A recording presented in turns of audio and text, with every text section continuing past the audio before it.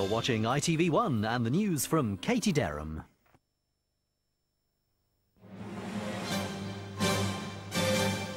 Good morning. In the last hour, police have confirmed that a teenage girl attacked in Hertfordshire is the so-called trophy rapist's 10th victim. The 14-year-old was raped as she walked home in Stevenage on Friday.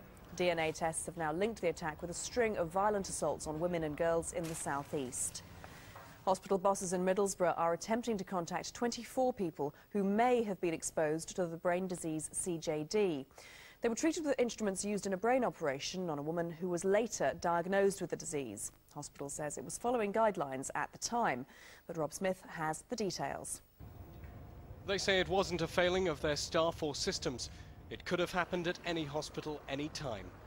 Neurosurgeons at Middlesbrough General took a brain biopsy from a dementia patient back in July. The same instruments were then reused for operations on other people for weeks. When the biopsy eventually came back in August, the result was unexpected. Positive for sporadic CJD, a type unrelated to mad cow disease. Later neurosurgery patients could have been exposed. Surgical sterilization doesn't remove CJD, so instruments are always destroyed where infection's suspected. Middlesbrough General say there was no suspicion. The Department of Health says the hospital failed to guard against avoidable exposure to patients. There are 24 of those patients. The risk to them is extremely low, but the disease can have a 20-year incubation period. Rob Smith, ITV News.